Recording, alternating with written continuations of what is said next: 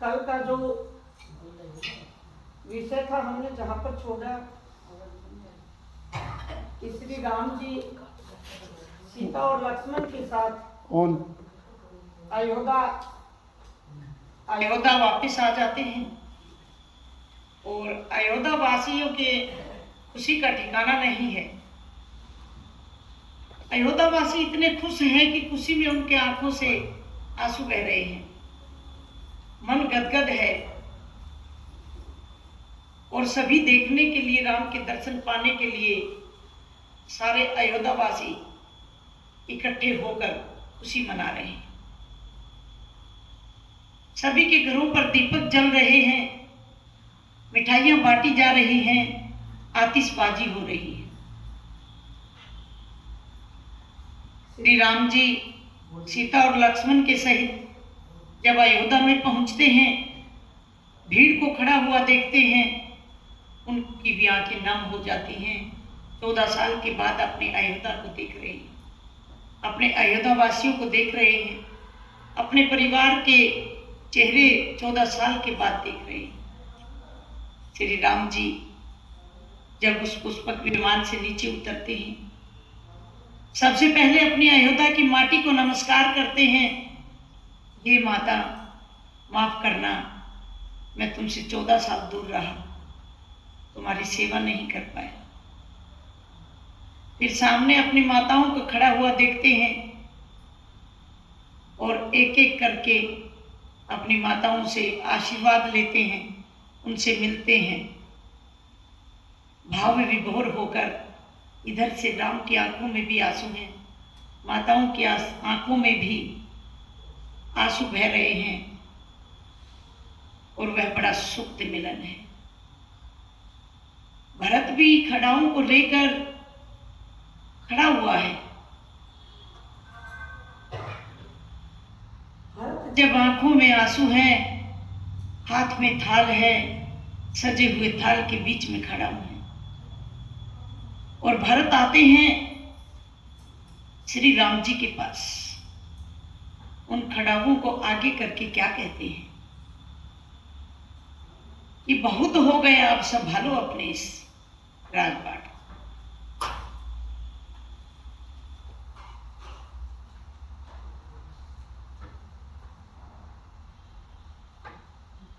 ओ मेरे राम हो मेरे राम, ओ मेरे राम हो मेरे राम, ओ मेरे राम हो मेरे राम, तेरी मर्जी का ये भरत गुलाम। ओ मेरे राम हो मेरे राम, तेरी मर्जी का ये भरत गुलाम। उसमें 1 मिनट बोलने के बाद बजाना है। मैं जब बोल के चुप हो जाऊं ना, तब बोलना है। ओ मेरे राम हो मेरे राम, ओ मेरे राम हो मेरे राम, तेरी मर्जी का है भरत गुलाम। ओ मेरे राम, मेरे राम, तेरी मर्जी का है भरत गुलाम। 1 सेकंड, मैं इसका बंद करके बताऊंगी। मैं बोलूँ ना, फिर जब तुम पीछे बोलो तभी से बजाओ। इसने बजाओ, मैं बोलूँ नहीं, बजाओ ना, बजाओ इसमें बोलो ना तुम, आगे पीछे हो जाए। ओ मेरे राम हो मेरे राम, ओ मेरे राम हो मेरे राम, ओ मेरे राम हो मेरे राम, हो मेरे राम हो मेरे राम, मैं तेरी मर्जी का ये भरत गुलाम। ओ मेरे अलबेले राम, अलबेले राम, ओ मेरे अलबेले राम, अलबेले राम, तेरी मर्जी का ये भरत गुलाम। करना है जो जो करा लो, मैं तुम पर हूँ कुर्बान। ओ जो करना है वो करा लो मुझसे, तेरी मर्जी का ये भरत गुलाम, ओ तेरी मर्जी का ये भरत कुमार, ओ मेरे बड़े भाई मैं तुझ पर कुर्बान, ओ मेरे अलबेल राम अलबेल, मैं मेरे अलबेल राम अलबेल राम। हार गया अपनी अकल लगा करी, अब अपना संभालो ये इंतजाम, हार गया अपनी अकल लगा कर, अब अपना संभालो इंतजाम, ओ तेरी मर्जी का ये भरत गुलाम, ओ मेरे अलबेल राम अलबेल, मैं अलबेल राम अलबेल राम। तेरी रजा में मैं तो राजी, तेरे चरणों में जाना मुकाम, हो मेरे राम अलबेल राम, हो मेरे राम अलबेल अलबेल राम, ओ मेरे अलबेल राम अलबेल राम। तेरी मर्जी का ये भरत गुलाम, ओ मेरे राम हो मेरे राम। अब भरत ने राम जी को अपने मन के विचार इस प्रकार से रखे कि मैंने बहुत संभाल लिया, अब आप अपने राजपाट को संभालिए, और मैंने बहुत अकल लगाई अपनी, अब मेरे बस की बात नहीं है, अब अपने सारे इंतजाम को संभालिए और जो जैसे करना चाहते हैं आप करिए, और मैं तो आपकी रजा में राजी रहने वाला हूँ। इस गुलाम को जो भी आप आज्ञा देंगे, इस छोटे भाई को, वही मुझे बिना पूछे स्वीकार है। भरत ऐसा कहते हैं।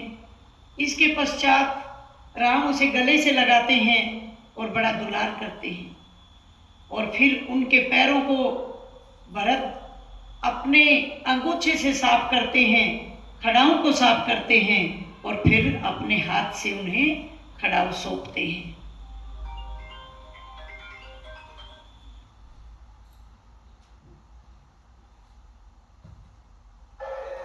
उसके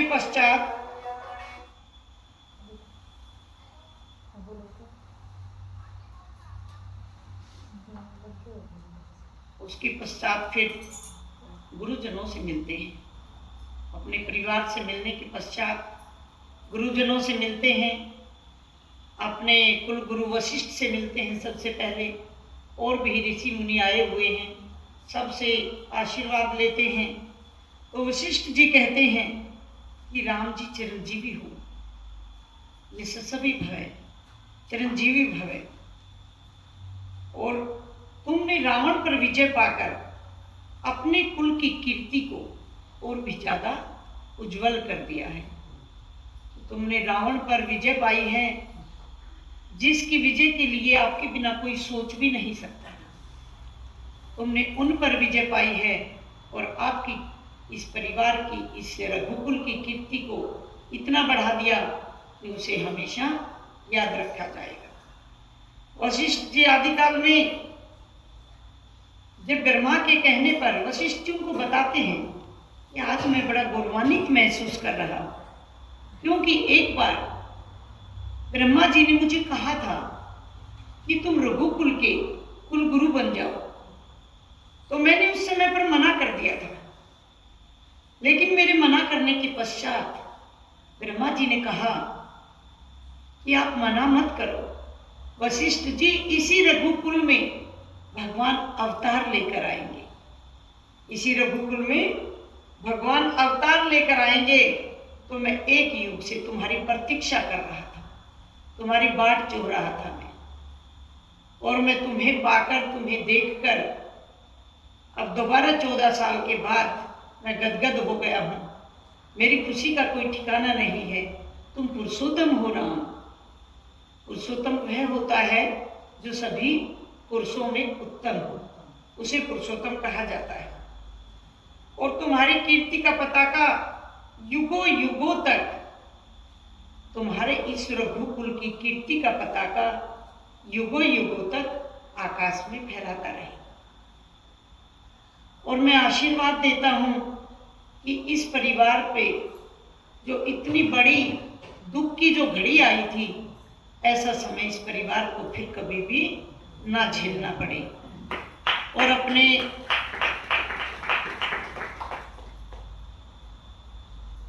अपनी जनता का हमेशा अपने पिता की तरह, बच्चों की तरह पालन करना। और अब अपने राज्य को संभालो राम, अपने राज्य को संभालो। राम जो है वो राज्य करने लगे। सारी की सारी जो भी सभाएं होती थी, धर्म की बातें होती, कोई भी अधर्म की बातें नहीं करता था। क्योंकि ऐसा कहा जाता है कि जिस घर का मुखिया जैसा होता है, जैसे उसके विचार होते हैं, तो धीरे धीरे उस परिवार वालों के विचार भी उसी के अनुकूल ढल जाते हैं। तो राम सिर्फ धर्म के लिए, आज्ञा का पालन करने के लिए, धर्म को निभाने के लिए, वचन को निभाने के लिए कि उनके पिताजी वचनहारी ना हो जाएं, वन को चले गए थे।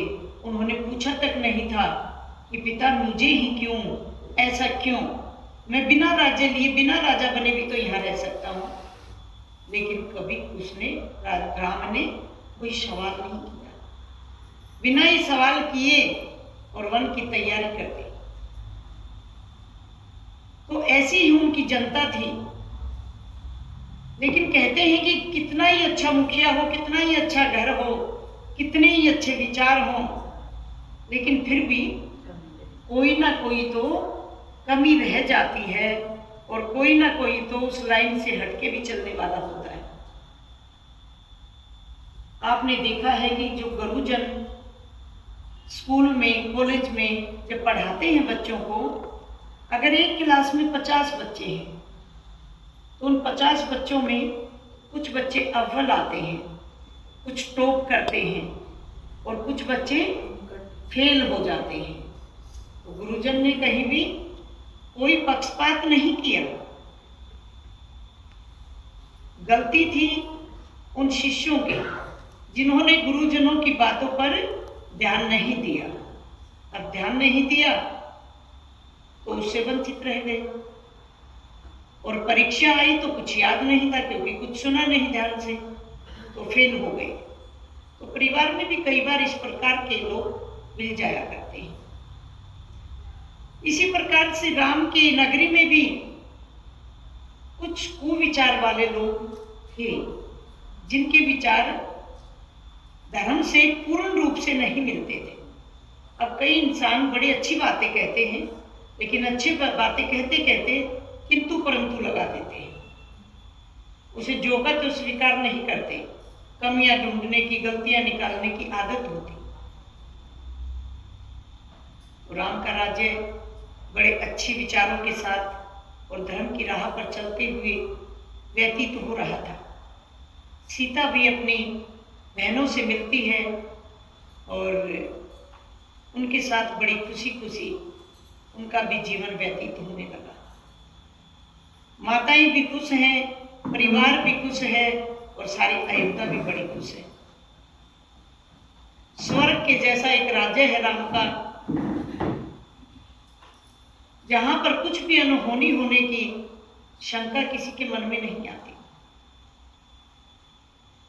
वहीं पर एक धोबी जो है, वह अपनी पत्नी से कहता है, उनकी पत्नी, क्योंकि जब राम वहां से आए तो अयोध्या में तरह तरह की बातें थी।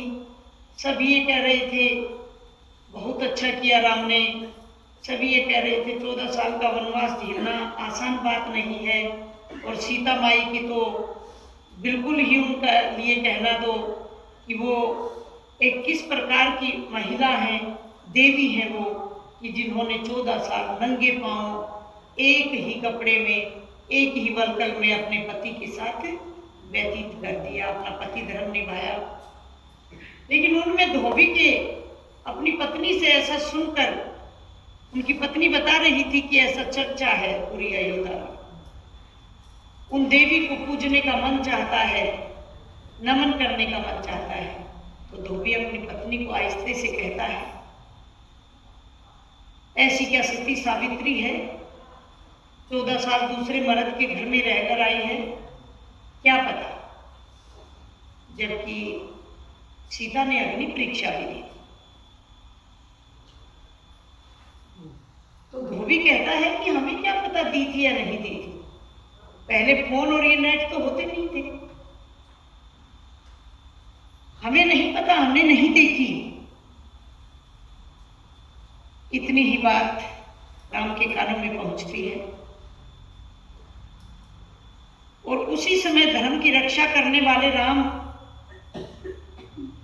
सीता को त्यागने का मन बना लेते हैं। राम को पता था, राम अग्नि परीक्षा भी नहीं लेना चाहते थे। राम को पता था कि सीता कोई साधारण नारी नहीं है, वह धरती पुत्री है, उस धरा की गोद से जन्मी है। राम को पता होते हुए भी राजा को राजधर्म निभाना होता है, और राजधर्म वो होता है कि उसकी प्रजा जैसा चाहती है, जिसमें प्रजा खुश रहती है, जिस नीति में कहीं उंगली उठने की गुंजाइश नहीं होती, राजा को वो करना पड़ता है। तो राजा को पता था, अग्नि परीक्षा भी नहीं लेना चाहते थे और सीता को भेजना भी नहीं चाहते थे, लेकिन राजधर्म को निभाने के लिए सीता को वन में भेजा गया। सीता को वन में भेजा गया। सीता वाल्मीकि ऋषि के आश्रम पर रहती हैं। सीता गर्भवती थी। ऐसा बताया जाता है कि सीता 2 महीने से गर्भवती थी। कुछ महीनों के पश्चात सीता एक नहीं 2 पुत्रों को जन्म देती है। 2 पुत्रों को जन्म देती है, जिनका नामकरण संस्करण किया जाता है और वाल्मीकि जी यज्ञ करके उनका नाम रखते हैं। नाम रखा जाता है लव और कुश। कई तरह की धारणाएं हैं। कई जगह पर कहा जाता है कि लव ही पैदा हुआ था सीता को, और लव खेलता खेलता पता नहीं किधर निकल गया। वाल्मीकि जी ने बहुत खोजा, लेकिन लव नहीं मिला। तो वाल्मीकि जी को लगा कि अब जब सीता को पता चलेगा कि तुम्हारा बेटा गुम हो गया है, तो वो जी नहीं पाएगी। एक तो वो पहले ही दुखी है, और पुत्र के विछोह में तो वह अपने प्राण त्याग देगी। तो उन्होंने, कहते हैं, उसका एक बच्चा बनाया और उसमें प्राण डाले, और उनका नाम रखा गया कुश।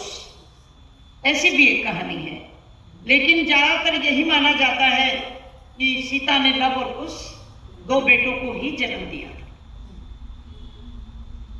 अब लव और कुश की शिक्षा वाल्मीकि जी करा रहे हैं, वो उनको शिक्षित कर रहे हैं।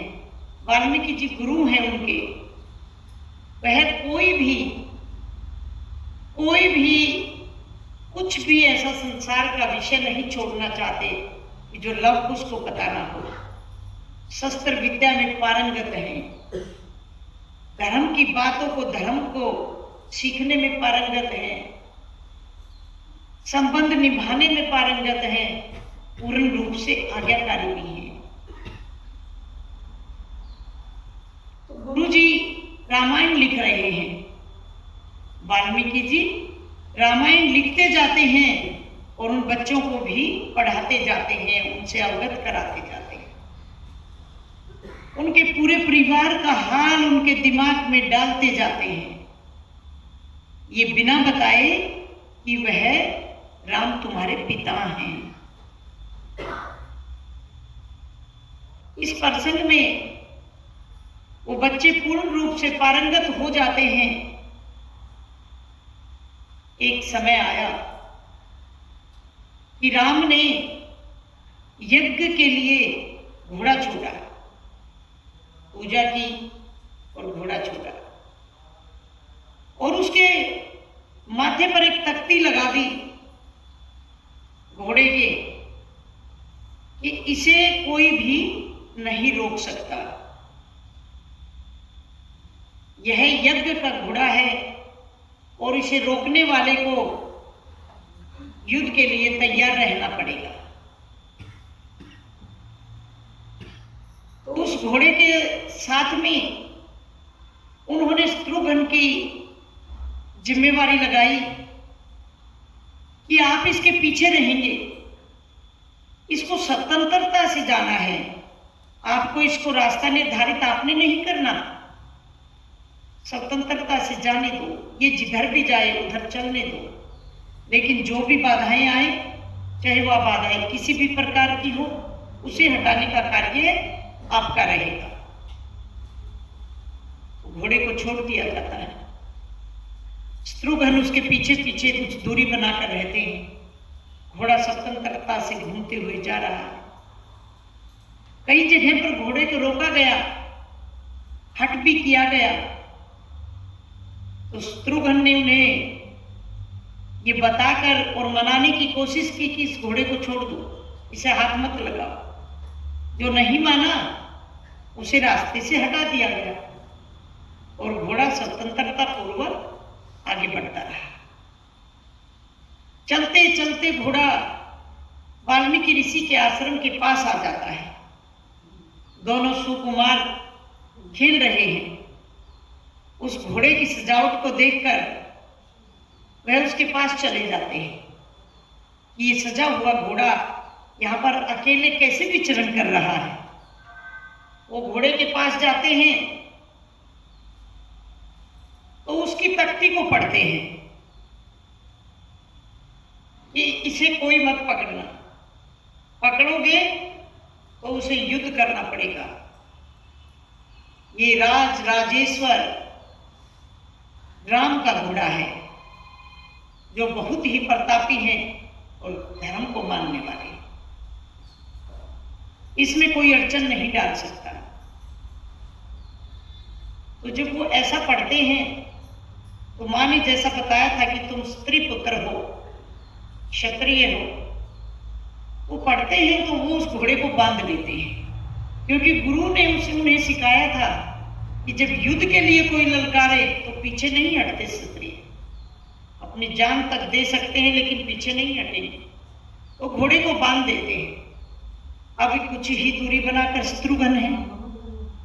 घोड़े को बांधने के पश्चात शत्रुघ्न आता है और घोड़े को बंधे हुए देखता है। घोड़े को जब बंधे हुए देखता है तो उन सुकुमारों से पूछता है कि तुम बच्चे, इतने छोटे बच्चे हो तुम, और तुमने ये हमारा घोड़ा क्यों बांध दिया? उन्होंने कहा कि इस पर जो लिखा था तख्ती पर, तो हम तुम्हारी चुनौती को स्वीकार करते हैं और हमने इस घोड़े को इसलिए बांधा है कि क्षत्रियों का धर्म है कि जब उनको कोई युद्ध के लिए ललकारे तो उन्हें पीछे नहीं हटना चाहिए। ऐसा हमारे गुरुजी ने सिखाया है। तो शत्रुघ्न कहने लगा कि तुम इतने छोटे हो, तुम क्या युद्ध करोगे? तुम हट मत करो और इस घोड़े को छोड़ दो। तो वे बच्चे उस घोड़े को नहीं छोड़ते। लव और कुछ कहते हैं कि तुम छोड़ने में की बात मत करो, तुम बात करके अपना और हमारा समय मत व्यतीत करो। तुम हमसे घोड़ा लेना चाहते हो तो हमारे साथ युद्ध करो। शत्रुघ्न कहते हैं मैं छोटे छोटे बच्चे हो, तुम्हारे साथ क्या युद्ध करूंगा, मारे जाओगे तुम। उन्होंने कहा कि युद्ध करो, युद्ध बात मत करो। शत्रुघ्न तीर छोड़ते हैं, इधर से लव और कुश तीर छोड़ते हैं, बराबर रहते हैं। तीर जब दोनों के टकराते हैं तो वापस आ जाते हैं दोनों के, कोई किसी को आघात नहीं पहुंचा पाता। अब शत्रुघ्न यह देखकर दंग रह जाता है कि ये छोटे छोटे बालक हैं किसके। तो वह कहता है शत्रुघ्न तुम्हारे माता पिता का नाम क्या है। तो इतने में ही लव कहता है कि हे क्षत्रिय, हे क्षत्रिय पुत्र, रण में माता पिता का नाम नहीं पूछा जाता, रण में लड़ाई की जाती है। युद्ध में तीर और कमान पूछे जाते हैं, देखे जाते हैं, जाने जाते हैं, माता पिता का नाम नहीं पूछा जाता। तुम हमारे माता पिता तक पूछकर करोगे क्या, पहले हमसे तो निपट लो। तो जब दोनों काफी देर हो गई युद्ध होते हुए, इधर से लव और कुश, इधर शत्रुघ्न बराबर रहते हैं, कोई निर्णय नहीं निकलता। तो फिर लव एक बाण छोड़ता है और उन्हें बेहोश कर देता है शत्रुघ्न को, और उनको वहीं पर बंदी बना लिया जाता है, वहीं पर वह उनको सुला दिया जाता है। अब उनका जो शत्रुघ्न के साथ जो उनके रक्षक आए हुए थे, वो जाके बताता है राम को कि आज ऐसा ऐसा हुआ, और वह घोड़े को आगे नहीं जाने दे रहे। तो राम जैसे ही राम को बताया जाता है तो लक्ष्मण ये सब सुन रहा था। तो लक्ष्मण कहते हैं कि मैं जाता हूं। तो भरत भी पास में ही थे। भरत कहने लगे नहीं भाई, मैं छोटा हूं, मैं जाऊंगा पहले, आपकी जरूरत नहीं पड़ेगी।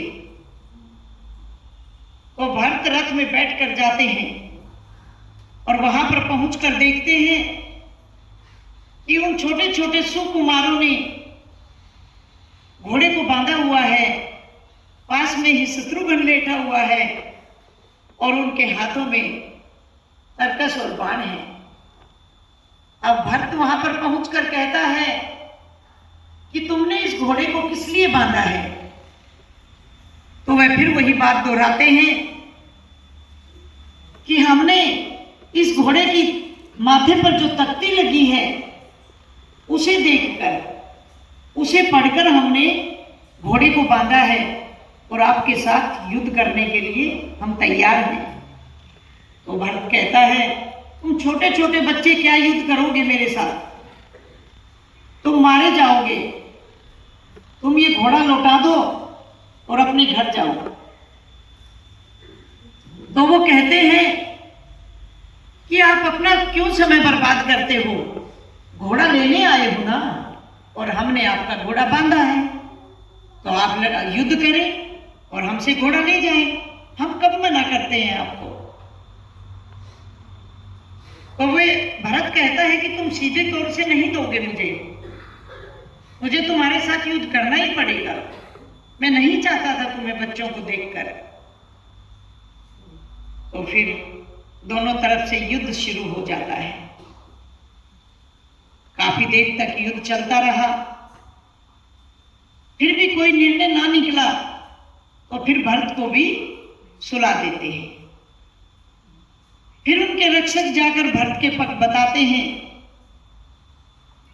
कि जैसा शत्रुघ्न के साथ हुआ था वैसा ही भरत के साथ भी हुआ। वो बच्चे पता नहीं मायावी हैं, वो ज्ञानी तो हैं, वो तर्क में किसी को जीतने नहीं देते, वीर हैं, लेकिन हमें वो मायावी भी लगते हैं। तो लक्ष्मण कहता है कि मैं देखता हूं उनकी माया को जाके, और मैं लेके आता हूं अपने भाइयों को और घोड़े को। अब राम तो सब जानते हैं राम मंद मंद मुस्काते हैं, सब कुछ देखते हुए। तो राम लक्ष्मण को जाने की आज्ञा दे देते हैं। अब लक्ष्मण फिर पहुंचते हैं तो लक्ष्मण के साथ भी वही होता है। पहले तर्क होता है, फिर वे कहते हैं कि धर्म पर चलने वाले लोग, क्षत्रिय लोग युद्ध में बातें नहीं बनाते, वो युद्ध करते हैं और जीतना चाहते हैं हर संभव। अब तुम अगर हमारे साथ युद्ध नहीं करोगे तो घोड़ा नहीं ले जा पाओगे, और घोड़ा नहीं ले जा पाओगे तो आपका यज्ञ नहीं होगा। तो इसलिए युद्ध तो करना पड़ेगा और हम युद्ध करने के लिए तैयार हैं। हम तो आपको ललकार रहे हैं। तो वह लक्ष्मण के साथ युद्ध शुरू हो जाता है, छोटे छोटे सुकुमारों का। दोनों तरफ से तीर छोड़े जाते हैं। तो ना ही तो लक्ष्मण जीत पाता है, ना ही लव कुश जीत पाते हैं। दोनों बराबर रहते हैं। फिर वही जब बराबर रहते हैं तो लव और कुश अपना बाण चलाकर उन्हें भी मूर्छित कर देते हैं। अब उनका सेवक जाकर फिर बताता है, श्री राम को हाथ जोड़कर नमस्कार करके कहता है, प्रभु क्या बताएं, उन बालकों को हम जान नहीं पाए। वो इतने छोटे हैं कि उन पर हमें दया भी आती है, लेकिन उनके पास पता नहीं कौन सी विद्या है। उनके पास पता नहीं कौन सी विद्या है कि वह ना ही तो हारते हैं और ना ही जीतते हैं, बराबर रहते हुए। और आखिर में ऐसा बाण चलाते हैं कि उनके साथ लड़ाई करने वाला, युद्ध करने वाला मूर्छित हो जाता है। और एक ही रट लगाए हुए हैं शुरू से कि तुम हमारे साथ युद्ध क्यों करने आए हो? हम तुम्हारे साथ युद्ध नहीं करना चाहते। ये राम ने लिखकर भेजा है, ये राम के यज्ञ का घोड़ा है, हमें राम से युद्ध करना है। हम चाहते हैं कि राम यहाँ पर आए और हमसे युद्ध करे और अपने घोड़े को ले जाए। तो फिर श्री राम रथ पर सवार होकर सब कुछ जानते हुए, देखते हुए और अपने सुकुमारों की इच्छा को पूरा करने के लिए, घोड़े को लेने के लिए स्वयं वहां पर आते हैं। तो राम उनको देखकर बड़े मंद से मुस्काए। तो लव और कुश कहते हैं कि ये मुस्काने का समय नहीं है, ये युद्ध का समय है। लेकिन पता नहीं तुम्हें देखकर हमें क्यों तुमसे प्रीति हो रही है। राम कहते हैं मुझे भी तुम्हें देखकर प्यार आ रहा है तुम पर, तुमसे लड़ाई करने का मन मेरा भी नहीं है। तुम बहुत छोटे हो और युद्ध करना बड़ों के साथ तुम्हें शोभा नहीं देता। तुम यह घोड़ा मुझे वापस लौटा दो, तो मैं घोड़े को लेकर चला जाऊंगा और तुम्हारे साथ युद्ध नहीं करूंगा। तो वे सुकुमार कहते हैं हमने घोड़ा इसलिए बांधा है कि इसकी तख्ती पर लिखे हुए को पढ़कर आपसे अहंकार की बू आ रही थी। तुमने लिखा कि राज राजेश्वर, ये मेरे यज्ञ का घोड़ा है, इसे बांधने की कोई हिमाकत ना करे पकड़ने की। वहां तुम्हारा अहंकार झलकता है और जो इसको बांधेगा उसे हमारे साथ युद्ध करना पड़ेगा। वहां पर तुम्हारी वीरता भी झलकती है, लेकिन जहां पर अहंकार होता है वह कार्य कभी पूरा नहीं होता। इसीलिए हम तुमसे मिलना चाहते थे राम।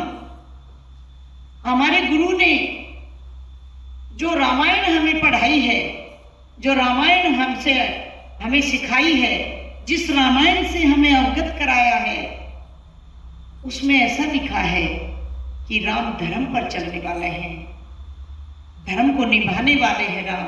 राम पुरुषोत्तम है। इनमें तुम्हारा कौन सा धर्म है?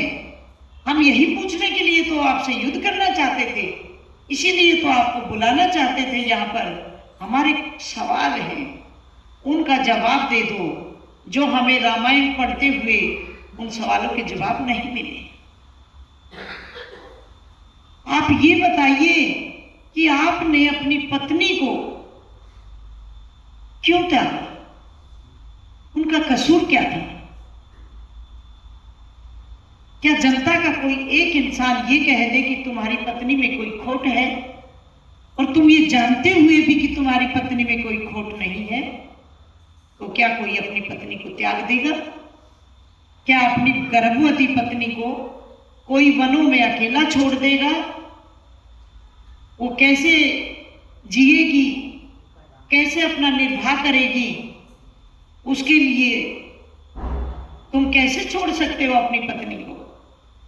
तुम्हारा कौन सा धर्म झलक रहा है इसमें? कौन से पुरुषों में उत्तम है आप? पुरुषोत्तम तो ऐसा नहीं करते। पुरुषोत्तम तो दूसरा भी कोई अपनी स्त्री को इस प्रकार से छोड़े तो उसे छोड़ने ना दे। धर्म को निभाने वाला आदमी अपनी पत्नी को ऐसे नहीं छोड़ सकता। हम ये समझना चाहते थे कि ये कौन सा धर्म है। तो राम बड़ी सरलता से मुस्कुराते हुए कहते, राजधर्म। ये राजधर्म है सुकुमारो। मैं जानता हूं कि मेरी पत्नी निर्दोष थी, आज भी निर्दोष है, उनमें कोई कमी नहीं हो सकती। और मैंने उनको जनता के कहने पर फिर भी वनों में भेजा, मुझे त्यागना पड़ा, क्योंकि राजधर्म ये कहता है अगर मेरी पत्नी पर कोई उंगली उठा रहा है और मैं उसको वहीं पर रखता हूं, तो वो उंगलियां बढ़ती जाएंगी। एक के बाद कल कोई दूसरा कहेगा और दूसरे के बाद कोई तीसरा कहेगा। इसलिए मुझे अपनी पत्नी को त्यागना पड़ा। और राजा का अपनी कोई मर्जी नहीं होती। राजा जनता के लिए जिंदा रहता है, अपने धर्म के लिए नहीं, राजधर्म के लिए जिंदा रहता है। खुद तकलीफ सहन करके, अपने मन को मार के, वह हमेशा अपनी जनता की भलाई के लिए सोचता है, जनता की भलाई के लिए कार्य करता है। सुकुमारों को समझ आ गया, क्योंकि वह बच्चे बहुत ही समझदार हैं लवकुश, और वाल्मीकि ने उन्हें शिक्षा दी है। अब जिन्हें वाल्मीकि शिक्षा दे वह अधूरा कैसे रह सकता है? अब वाल्मीकि ने जो शिक्षा दी थी, उन बच्चों ने उस रामायण की राह पर चलते चलते उनके मन में जो सवाल उठा था, आज उसका भी निवारण हो गया। और राम से वे दोनों बच्चे संतुष्ट हो गए कि हमें अपने सवाल का जवाब मिल गया। अब आप घोड़े को ले जा सकते हो, और तुम्हारे भाइयों को भी हम चेतन कर देते हैं, इन्हें भी ले जा सकते हो। तो श्री राम उन बच्चों को आशीर्वाद देकर, अपने घोड़े और अपने भाइयों को लेकर अपने राज्य में आ जाते हैं, और घोड़े को आगे विचरने के लिए स्वतंत्र छोड़ दिया जाता है। शत्रुघ्न को फिर उनके पीछे उनकी रक्षा और सुरक्षा के लिए लगा दिया जाता है। अब लव और कुश अपनी माता के पास पहुंचते हैं, अपनी कुटिया पर जाते हैं वाल्मीकि जी के, और माता को कहते हैं, एक प्रसंग बीच में थोड़ा छूट गया कि जब बच्चे उनसे राम जी से बहस कर रहे थे, तो तब तक वशिष्ठ मुनि भी वहां पर आ गए थे। और उन्होंने कहा था कि ये जो राजा कह रहे हैं कि राजधर्म सभी धर्मों से राजा के लिए उत्तम होता है, जब वे उनके गुरु ऐसा कहते हैं तो वो मान लेते। तो अब लव और कुश अपनी माता के पास जाते हैं और माता को जब बच्चा कुछ करके आता है ना बाहर से, और उस दिन तो उन्होंने बहुत बड़ा काम किया था, तो माँ के आगे वो आके सब बताते हैं। स्कूल में भी बच्चा जाता है ना छोटा, तो बच्चों के दो का झगड़ा हो जाएगा, लड़ाई हो जाएगी, तो अगर उस बच्चे ने दूसरे बच्चे की पिटाई कर दी या उसकी कोई चीज छीन रहा था उसने नहीं छीनने दिया, तो बड़े गर्व से आकर अपनी माँ को बताते हैं। पिता को नहीं बताते, माँ को बताते हैं बैठकर सारी कहानी। और जब माँ को बता नहीं ले तब तक उनको चैन नहीं पड़ता। माँ कहती है रोटी तो खा लो, बाद में बता देना। अरे नहीं माता, पहले सुनो तो सही, पहले सुनो तो सही, बाद में खा लेंगे रोटी। तो वो अपनी माता को बताते हैं। इसी तरह से माता कहती है कि तुम्हारे लिए भोजन परोसा हुआ है, भोजन कर लो मेरे लवकुश। तो कहते हैं नहीं माते, आज पहले हमारी बातें सुनो आप, आज हमने ऐसा किया। तो माता कहती है क्या किया तुमने आज ऐसा? आज हमने यज्ञ के घोड़े को बांध लिया। किसके यज्ञ का घोड़ा था? राम के। रामायण में लिखा है ना माँ, हमारे गुरुजी ने हमें सारा का सारा बताया था ना, उस राम का घोड़ा था और हमने बांध लिया उसे। सीता की आंखों में आंसू आ जाते हैं, सहम जाती है, तुमने राम के घोड़े को बांध लिया, लेकिन क्यों, किस लिए बांधा तुमने? उन्होंने कहा, बड़ी मासूमियत से कहा, माता जब हमें रामायण पढ़ाई जा रही थी, हमें सब सिखाया जा रहा था, उस समय पर हमें एक बात समझ नहीं आई। वही तो हम राम से पूछना चाहते थे।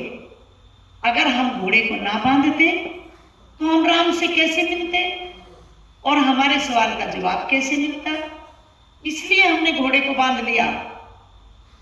और फिर उनके साथ जो थे उनके बता रहे थे हमें कि मैं छोटा भाई शत्रुघ्न हूं।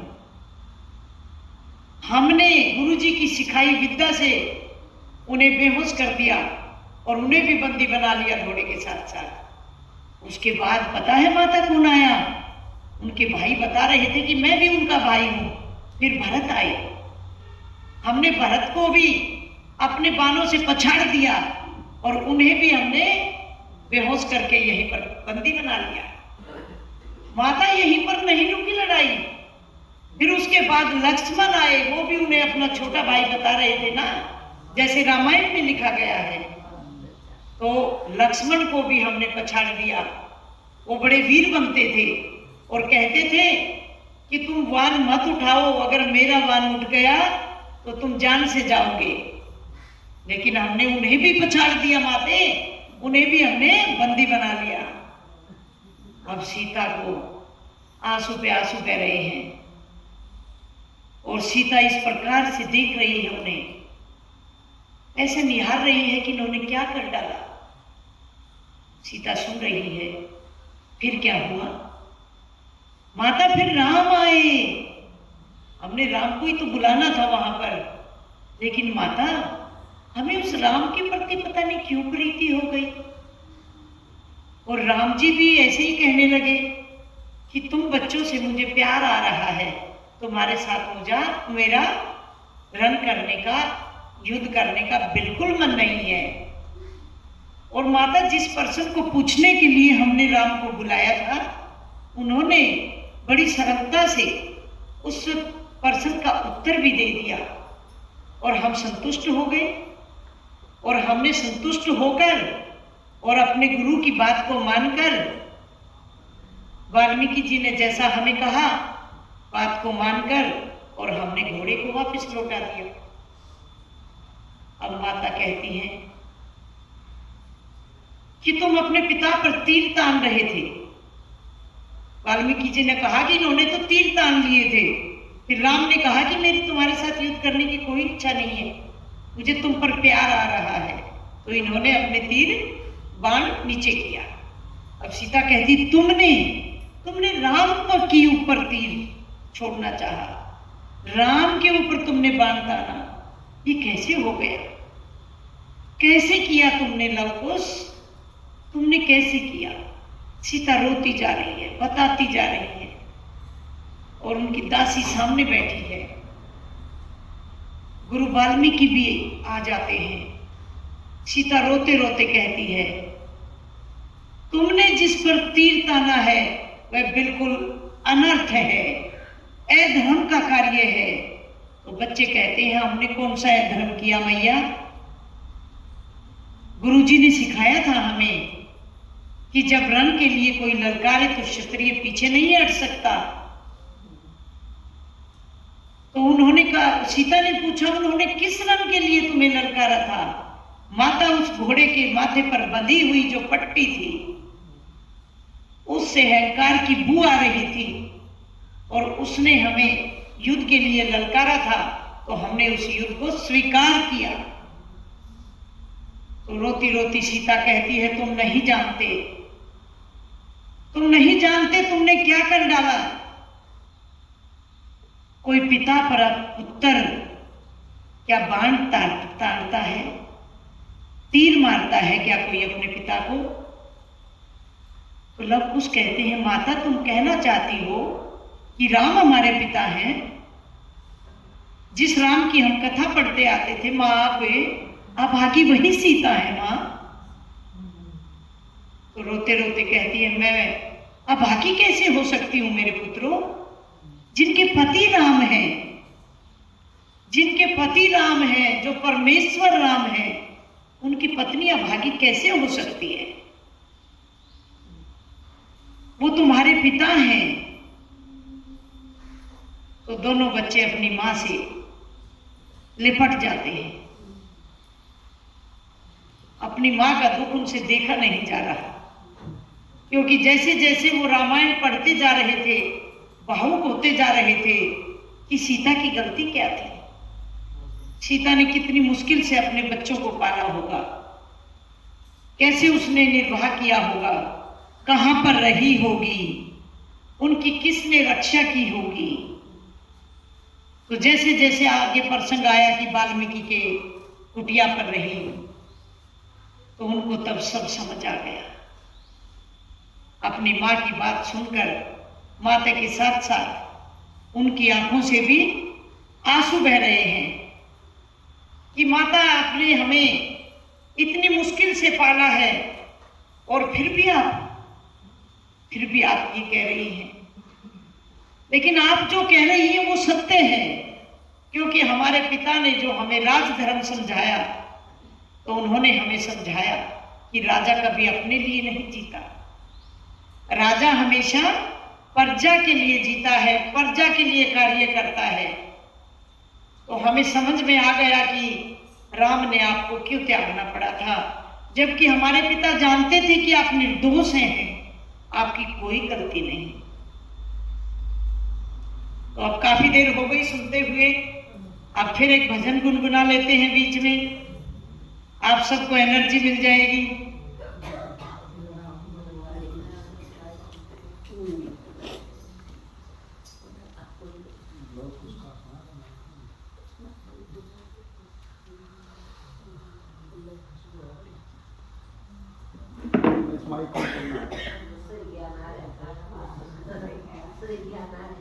मेरा तो आँखें में पानी आ गया, मेरा मुंह आया।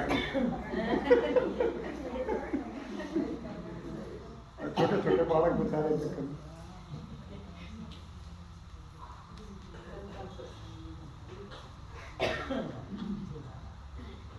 जहाँ चलोगे वहीं पे चलूंगा, जहाँ रख लोगे वहीं पे रहूंगा, जहाँ ले चलोगे वहीं पे चलूंगा, जहाँ भी रखोगे वहीं पे रहूंगा।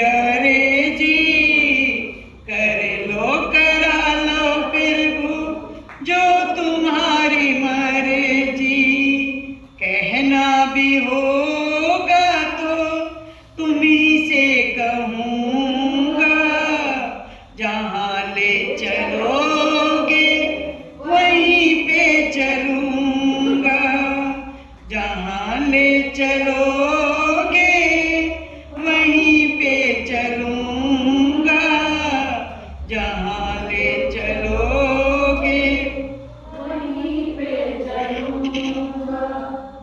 दयानाथ दैनिये मेरी अवस्था, तुम्हारे ही हाथ मेरी सारी अवस्था। दयानाथ दैनिये मेरी अवस्था, तुम्हारे ही हाथ में है सारी व्यवस्था।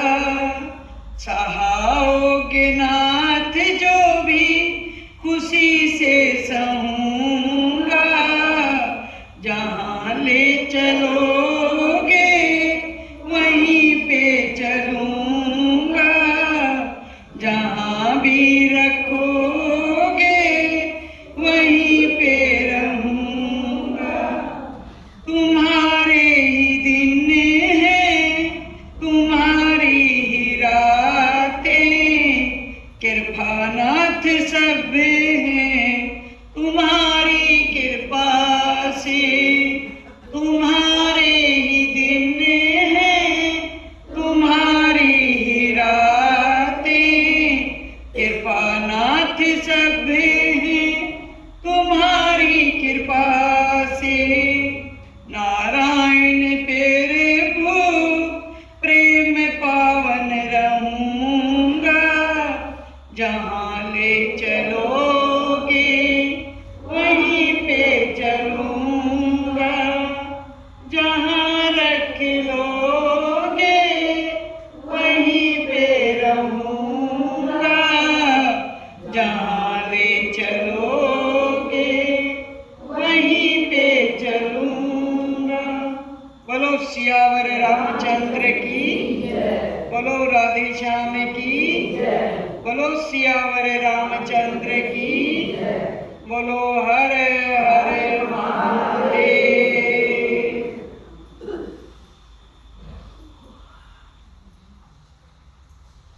अब प्रसंग आता है, ये दोनों बच्चे जो उनका भाव था वह अपनी माता को कह रहे हैं कि अब जैसे नाथ कहेंगे वैसे ही हम करेंगे। इससे पहले कि राम को सब बताया जाए, दोनों बच्चों को वाल्मीकि अयोध्यापुरी में रामायण करने के लिए कहते हैं। बच्चे कहते हैं कि जब हम राजा के पुत्र हैं तो हम अयोध्या में जाकर रहे, और मेरी माता को अब वनवास आए हुए इतने साल हो गए, अब उन्हें भी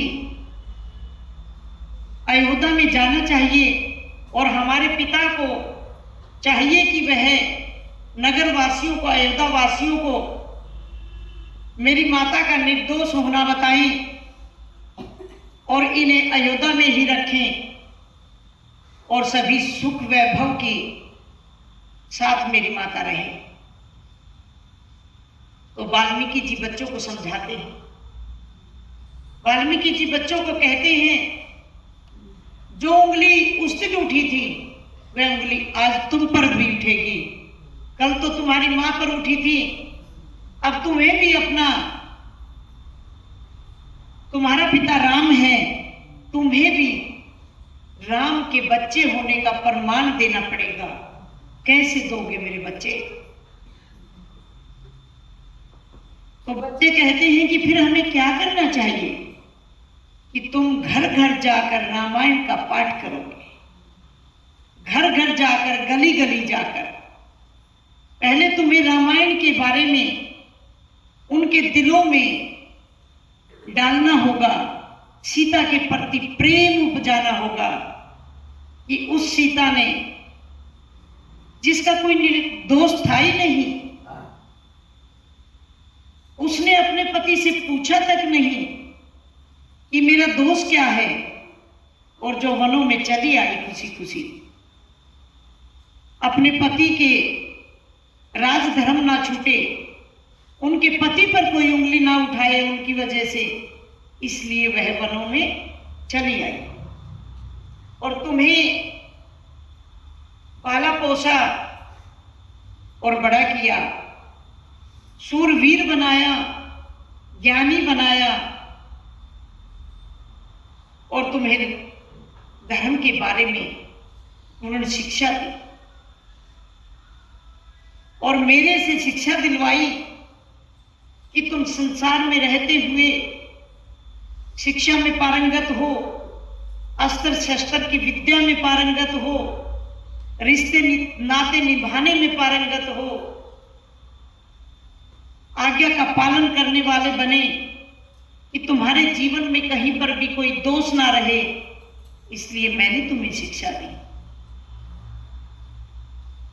आज जो मैं तुमसे गुरु दक्षिणा मांग रहा हूं, उसके लिए तुमने इतना ही करना है कि तुम अयोध्या की गली गली में जाकर रामायण सुनाओगे और हर अयोध्यावासी के दिल में अपने माता के प्रति प्रेम भरोगे। जब तुम पूरी अयोध्या में रामायण सुना चुके होगे, उसके पश्चात फिर तुम्हें राज दरबार में जाना है। राज दरबार में जाकर राजा से रामायण सुनाने के लिए आज्ञा लेनी है और वहां पर रामायण सुनानी है और उस रामायण को सुनाने के बाद तुम्हें राजा को बताना है कि हम आपके पुत्र हैं। तो छोटे छोटे दोनों बच्चे अयोध्या की गली गली में जाकर रामायण सुनाते हैं, एक गली से दूसरी गली रामायण का पाठ कर रहे हैं। एक तो बोलने का तरीका, इतनी मधुर वाणी और इतनी सटीक बातें, जब वो जिसको भी जाकर जिस भी गली में सुनाते हैं तो गली वाले इकट्ठे हो जाते हैं, सुनकर उनकी आंखों से आंसू गिरने लगते हैं। उन बच्चों के प्रति और सीता के प्रति प्यार उपज जाता है उनके मन में। जब सारी अयोध्या में रामायण सुनी जा चुकी थी, राज दरबार में जब राजा को मंत्रियों ने बताया कि 2 सुकुमार जिन्होंने घोड़ा बांधा था वही रामायण का पाठ कर रहे हैं पूरी अयोध्या में, आप भी उन्हें बुलाकर यहां पर पाठ कराइए,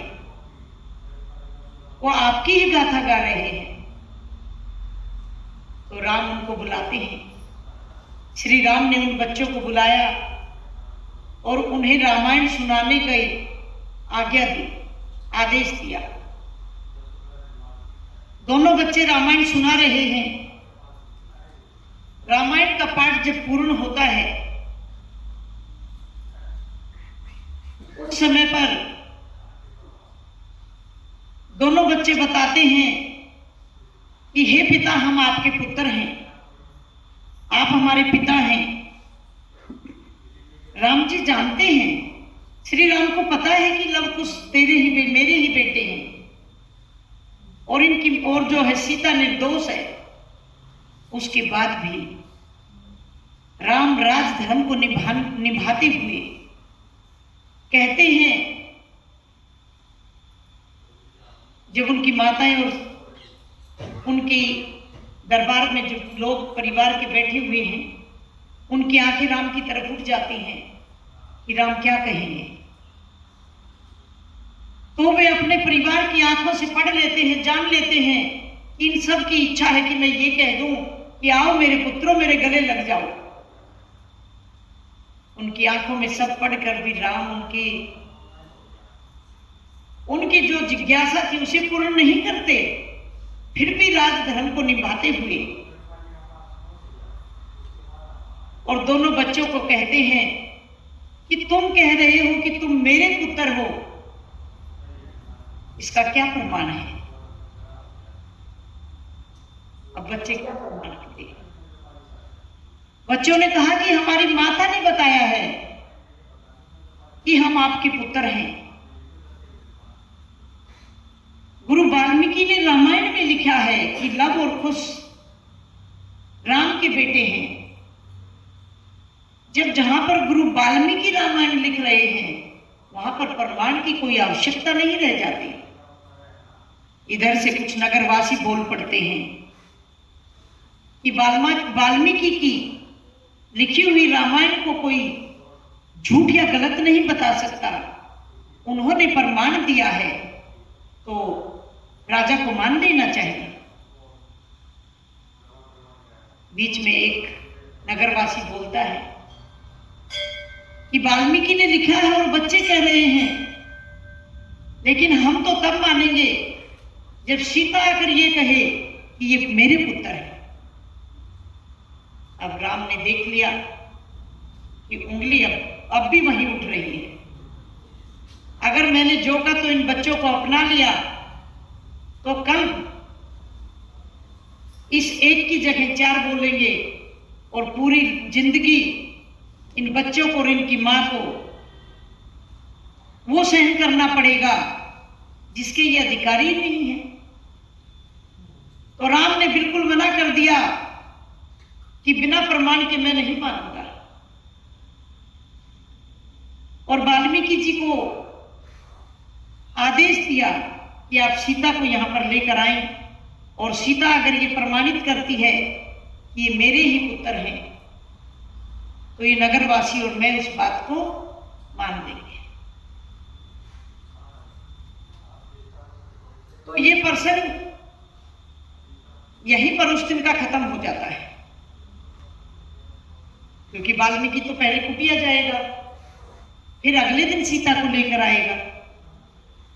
तो अगला जो प्रसंग है उसका चर्चा कल करेंगे। और उससे पहले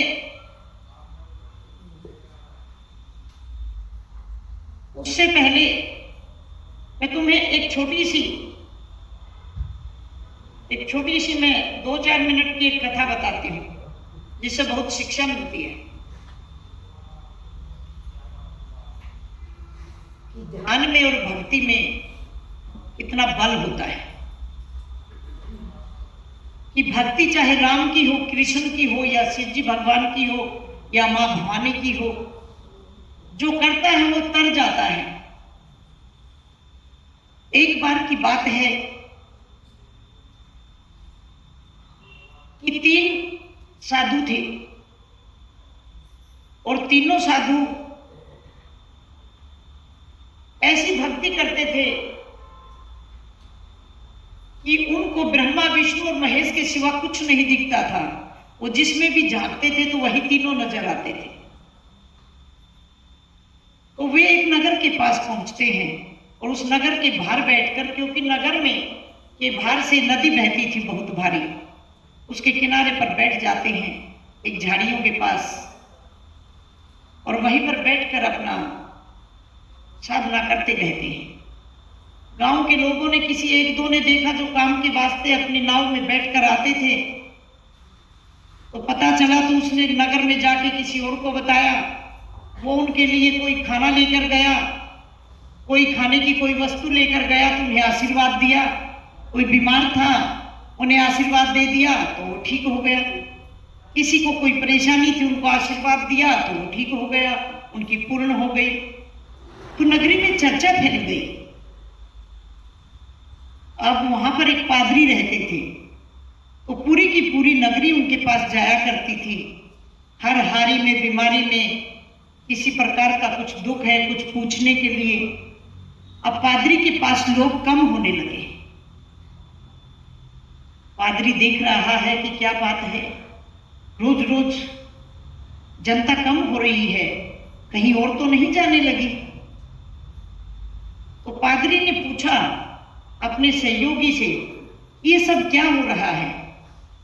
तो पादरी ने बताया कि इस नगर के बाहर नदी के उस पार 3 साधु आए हैं और ये नगरवासी वहीं पर जाते हैं और ऐसा बताया गया है, ऐसा सुना है कि वो जो कुछ कहते हैं वैसा ही हो जाता है।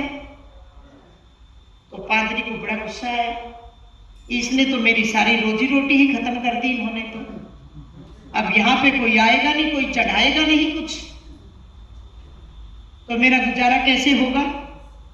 अब पादरी तैयार हुआ, नए कपड़े पहने, सोने की छड़ी हाथ में है और नाव को सजवाया और नाव में बैठकर नदी के उस पार गया। ढूंढने लगा साधु कहाँ है, साधु कहाँ है। एक झाड़ी के पास तीनों बैठे हुए ध्यान मगन थे। तो वे उनके पास गए और कहा कि क्या तुम ही साधु हो? उन्होंने कहा नहीं, हम तो आम इंसान हैं। तो उन्होंने पूछा, पादरी ने पूछा कि जनता तुम्हारे पास ही आती है क्या? उन्होंने कहा कि आप अच्छे आए, हमारा पीछा छुड़वा दो उनसे, हम तो चाहते ही नहीं वो जनता यहाँ पर आए, वो हमारी जो है साधना को भी बंद करते हैं यहाँ पे आके। अब पादरी आश्वस्त हो गया। पादरी को आश्वासन सा मिला अपने आप में कि ये तो कुछ नहीं, मेरे तो काम आसान होता जा रहा है, ये तो चाहते ही नहीं जनता आएगी। तो फिर वे कहने लगे, पादरी उनसे कहने लगा, पूछा उसने कि तुम ये क्या बोलते रहते हो, मन मन में क्या बोलते हो? उन्होंने कहा मंत्र बोलते हैं। तो उसने पादरी ने पूछा क्या मंत्र बोलते हो? देखिए तो हम नहीं बताएंगे, तुम हंसोगे, अगर नहीं फिर भी बताओ। फिर उसने 1-2 बार मना किया तो उनको बताना पड़ा। जब वो सख्ती से पूछने लगा तो भाई पादरी था ना घर का, उन्होंने कहा कि हम तो ये मंत्र बोलते हैं सारा दिन कि तुम भी 3 और हम भी 3, हमारी कामना पूर्ण करना। तो पादरी ने सुनकर पादरी हंसा, बोले तो मैं तो वैसे ही डर रहा था, ये तो कतई मूर्ख है। तो पादरी बोला कि तुम तो कतई मूर्ख हो, ये कोई मंत्र हुआ? जो लिखे हुए मंत्र हैं, शास्त्रों के मंत्र हैं, वेदों के मंत्र हैं, पुराणों के मंत्र हैं, तुम उन्हें क्यों नहीं बोलते? उन्हें नहीं बोलते तो मैं अपना मंत्र ही तुम्हें सिखा देता हूं, उसे ही बोल लिया करो। तो बोले कि बता दो, तो वो भी याद कर लेंगे। तो पादरी बताने लगा। अब पादरी ने मंत्र बोला, उनको नहीं समझ आया, तो उन्होंने कहा 1 बार और बता दो। तो पादरी ने दूसरी बार भी बता दिया। तो तीसरी बार जब वो बोले, दूसरी बार जब बता के बंद हो गए, 1 बार और बता दो, तो हम थोड़ा थोड़ा करके सारे याद कर लेंगे और हम 13 ही मंत्र बोला करेंगे। तो पादरी ने सोचा कि बता देता हूँ 1 बार, ये है तो कतई मूर्ख, अब तेरे को तो डरने की जरूरत नहीं है। तो उसने 1 बार और बता दिया। अब पादरी को पता था ये मूर्ख हैं, पादरी की नजर में मूर्ख नहीं थे। कि पादरी ने सोचा ये मूर्ख हैं और अब ये चौथी बार भी बताने के लिए कहेंगे। तो पादरी ने तीसरी बार बताया और पीछा कर लिया उनसे और चल पड़े नदी की तरफ। नाव में बैठे और चल पड़े। तो फिर उसने पादरी ने जब थोड़ी सी दूर चला गया और पानी में छप छप की आवाज आई, तो उसने पीछा मुड़कर देखा। वो तीनों तो पसीना पसीना उसके पीछे पीछे भाग रहे हैं पानी के ऊपर से। तो पादरी को पसीना पादरी को आ गया, ये सब क्या है? तो पादरी अपने किनारे पर पहुंचा और वो भी बेचारे भागते भागते पसीना पसीना पहुंचते हुए हाँफते हुए वो भी पहुंच गए। अब वे जैसे ही पहुंचे, पादरी भी अपनी नाव से उतरा और पादरी सीधा उनके चरणों में गिर गया। पादरी ने देखा, रे ये जो मूर्ख लग रहे थे, जो पानी पर तैर सकता है, पानी पर चल के आ सकता है, तो उन्होंने कहा हमसे कोई गलती हो गई। अरे गलती तुमसे नहीं, गलती मुझसे हो गई। तो वे बोले कि हम तो तुम पीछे क्यों भाग रहे थे? अखा 1 बार बता दो तो हमें तुम्हारा मंत्र याद हो जाता। तो पादरी कहने लगा कि मैं हाथ जोड़ के कह रहा हूं कि तुम मेरा मंत्र याद बिल्कुल मत करना, तुम अपना ही मंत्र बोलो। और आज से मैं भी तुम्हारा ही मंत्र बोला करूंगा। तो भक्ति में इतनी शक्ति होती है ध्यान लगाने में। तो जितनी देर भी बैठकर नाम लो, जितनी देर भी आपको जब भी समय मिले, दूसरे की कोई चर्चा नहीं करनी, कुछ नहीं मिलेगा, दूसरे की चर्चा साथ नहीं जाएगी। जब भी समय मिलता है बैठने का तो अपने भगवान का नाम लो, उसके ध्यान में उतरो, वो काम आएगा, सिर्फ वही काम आएगा। इस संसार में कोई चीज ऐसी नहीं है सुई तक कि उसको भी साथ कहीं टांग के ले जा सको। देखा है ना, इस संसार से जाने वाले, इस शरीर से जब आत्मा निकलेगी तो भूत हो जाओगे, जल्दी से जल्दी जलाना चाहेंगे। रात को एक रात भी रखना पड़ गया तो एक आदमी पास नहीं बैठेगा। जो तुम्हारे बीच में था उनको ये लगेगा कि ये भूत हो चुका है, कभी चिपट ना जाए ये उठ के। देखो कैसा क्या। तो लेकिन आपने एक बात और देखी होगी, उसके कपड़ों को फेंक देते हैं, बांट देते हैं, और उसकी छोटी मोटी सभी चीजों को या तो प्रवाहित कर देंगे या तो बांट देंगे।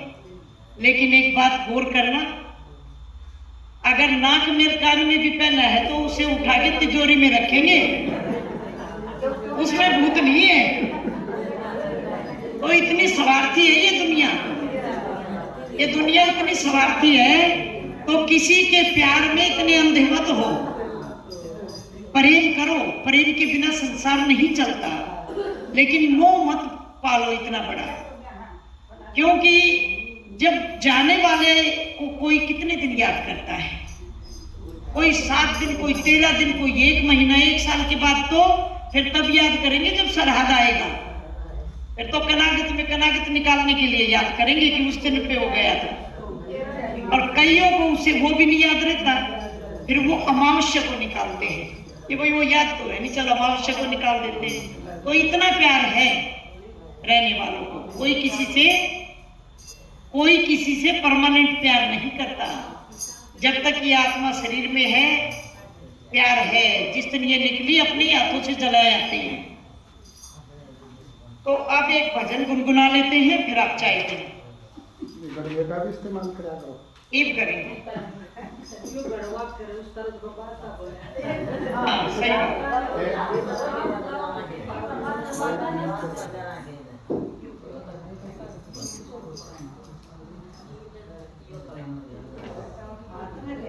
देखिए बोल के दिखा एक बार बोल। देखो ऑफ तो नहीं होगा। बस एक छोटा सा भजन बोलो, सब मिलके बोलेंगे। पकड़ लो हाथ रघुराई, नहीं तो डूब जाएंगे। पकड़ लो हाथ रघुराई, नहीं तो डूब जाएंगे। डगर ये अगम अनजानी, पथिक में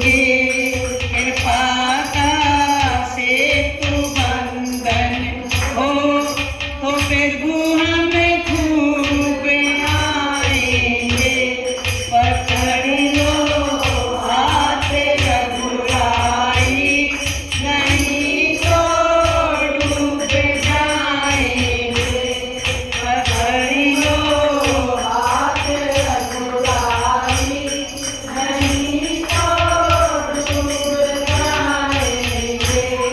नहीं है बुद्धि विद्या बल, माया में डूबी मति चंचल, नहीं है बुद्धि विद्या बल, माया में डूबी मति चंचल, निहारेंगे मेरे अवगुण तो कैसे निहारोगे मेरे अवगुण, तो फिर डूब जाएंगे, निहारेंगे मेरे अवगुण, तो फिर बुझी डूब जाएंगे, पकड़ लो हाथ रघुराई, नहीं तो डूब जाएंगे, पकड़ लो हाथ रघुराई, नहीं तो डूब जाएंगे। प्रतीक्षा है ये सब जन की, प्रतीक्षा है ये सब जन की, शरण ले लो सिया साजन, प्रतीक्षा है ये सब जन की, शरण ले लो सिया साजन, शिकारी चल जिधर प्रहलाद, गुरु भी उधर जाएंगे, शिकारी चले जिधर प्रहलाद, गुरु भी उधर जाएंगे, भरोसा तुम पे है राघव, तुम्हीं को हम तो बुलाएंगे, भरोसा तुम्हीं पे है राघव, तुम्हीं को ही बुलाएंगे, पकड़ लो हाथ रघुराई, नहीं तो डूब जाएंगे, पकड़ लो हाथ रघुराई, नहीं तो डूब जाएंगे। बोलो सियावर रामचंद्र की जय, बोलो सियावर रामचंद्र की जय, बोलो राधे श्याम की जय, बोलो राधे श्याम की जय, बोलो गणेश जी भगवान की जय, कार्तिकेय जी भगवान की जय, शनिदेव भगवान की जय, बोलो वीर हनुमान की जय, पार्वती पते हर हर महादेव। सर्वे भवन्तु सुखिनः, सर्वे सन्तु निरामयाः, सर्वे भद्राणि पश्यन्तु, मा कश्चित् दुःखभाग् भवेत्।